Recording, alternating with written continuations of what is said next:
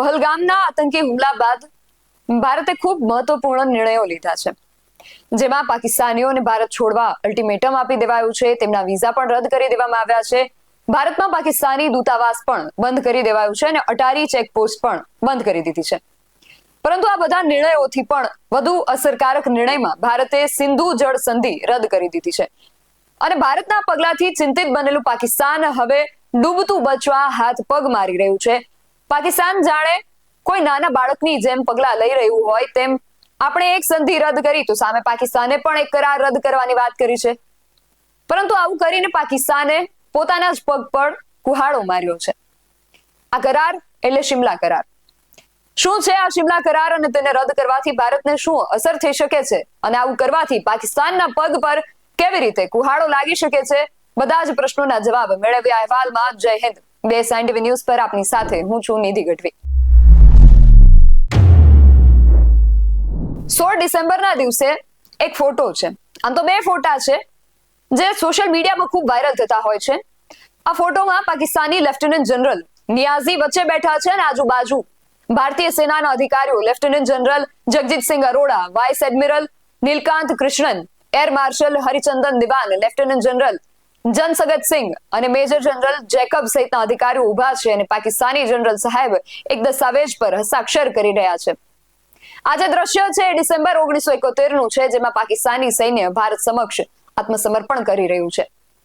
આ દ્રશ્ય જોઈને દરેક ભારતીયની છાતી ગજગજ ફૂલી જાય છે કે કેવી રીતે 3000 સૈનિકોને બંદી બનાવી ભારતે પાકિસ્તાન પાસે આત્મસમર્પણ કરાવ્યું, કેવી રીતે પાકિસ્તાન ઘૂંટણીએ પડી ગયું હતું. આ ફોટોની સાથે બીજો જે ફોટો વાયરલ થતો હોય છે જુલાઈ 1972 નો છે, તેમાં દ્રશ્યમાન સીન છે શિમલા કરારનો, જેમાં ભારતીય વડાપ્રધાન ઇન્દિરા ગાંધી અને પાકિસ્તાનના રાષ્ટ્રપતિ ઝુલ્ફિકાર અલી ભુટ્ટો એક કરાર પર હસ્તાક્ષર કરતા દેખાય છે અને આ કરાર છે શિમલા કરાર, જેને હાલ પાકિસ્તાન રદ કરવાની વાતો કરી રહ્યું છે. તો સર્વપ્રથમ આ શિમલા કરાર શું છે તેને સમજીએ. ભારત અને પાકિસ્તાન વચ્ચે 1971 ના યુદ્ધ પછી શિમલા કરારનો પાયો નાખવામાં આવ્યો હતો. આ યુદ્ધમાં આપણે પાકિસ્તાનના પૂર્વ ભાગ એટલે કે હાલના બાંગ્લાદેશને મુક્ત કરાવ્યો હતો અને પાકિસ્તાની સેનાએ આત્મસમર્પણ કર્યું હતું. લગભગ 3000 સૈનિકો જે પાકિસ્તાની સૈનિકો હતા તેમને ભારતે બંદી બનાવ્યા હતા. જ્યારે ભારતે પશ્ચિમ પાકિસ્તાનનો લગભગ 5000 ચોરસ માઇલનો કબજો પણ મેળવી લીધો હતો અને આ યુદ્ધના લગભગ 16 મહિના પછી એટલે કે 2 જુલાઈ 1972 ના રોજ, જો કે આ તારીખોમાં હજુ પણ વિરોધાભાસ છે કે 3 જુલાઈ કે પછી 2 જુલાઈ, કારણ કે કરાર પર 2 જુલાઈ 1972 ની તારીખ નોંધાયેલી છે, પણ વાસ્તવમાં આ દસ્તાવેજ પર 3 જુલાઈના રોજ હસ્તાક્ષર કરવામાં આવ્યા હતા. તો આ દિવસે હિમાચલ પ્રદેશની રાજધાની શિમલામાં ભારતના તત્કાલીન વડાપ્રધાન ઇન્દિરા ગાંધી અને પાકિસ્તાનના વડાપ્રધાન ઝુલ્ફિકાર અલી ભુટ્ટો વચ્ચે આ ઐતિહાસિક કરાર પર સાક્ષર થયા હતા. આ કરાર ભારત અને પાકિસ્તાન વચ્ચેના સંબંધોને સામાન્ય બનાવવા અને ભવિષ્યમાં કોઈ પણ વિવાદને શાંતિ અને વાતચીત દ્વારા ઉકેલવાની પ્રતિબદ્ધતા છે. આ કરારમાં એવું નક્કી કરવામાં આવ્યું હતું કે ભારત અને પાકિસ્તાન તેમના તમામ મુદ્દાઓ પરસ્પર વાતચીત દ્વારા ઉકેલ લાવશે. કોઈ ત્રીજા દેશ કે સંગઠનને આમાં દખલ કરવાની મંજૂરી આપવામાં નહીં આવે.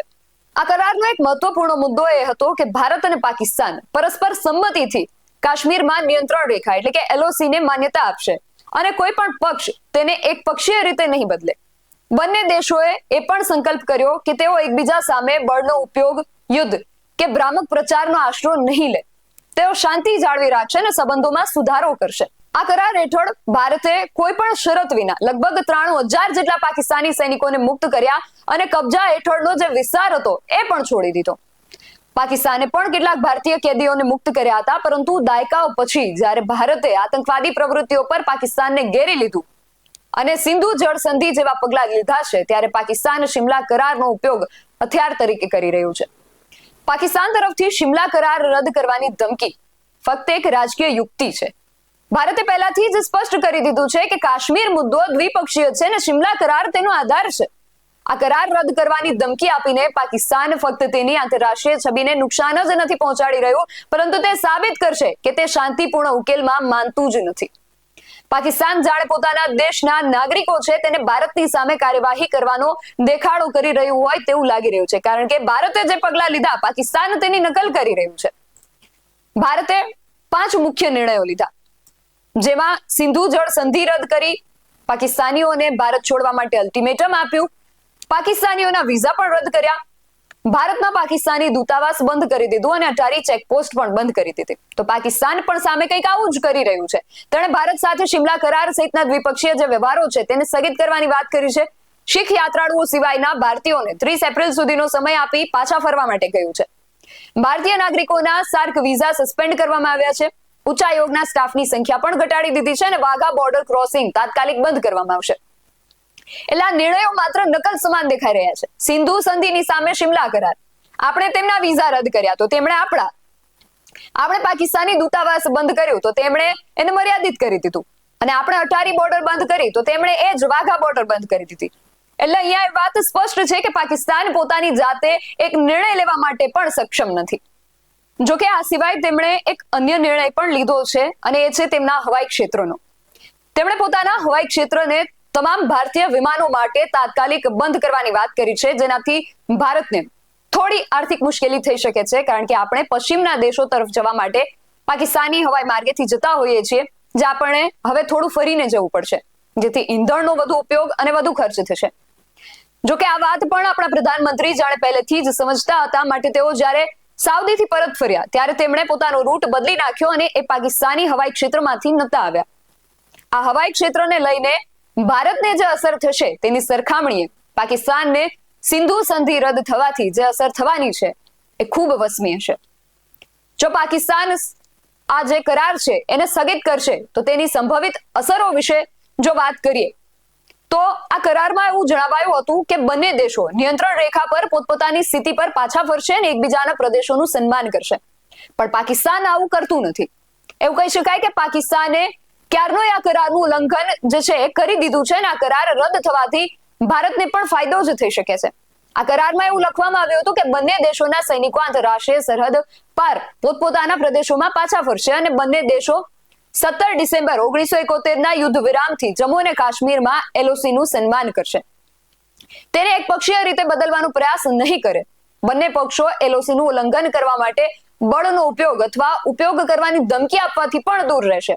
એટલે હવે ભારત એકપક્ષીય રીતે LOC બદલવા માટે જરૂરી પગલા લઈ શકે છે, અને એ સિવાય ભારત લશ્કરી કાર્યવાહી પણ કરી શકે છે અને સંધિ ભંગ કરવાનો આરોપ નહીં મૂકી શકાય.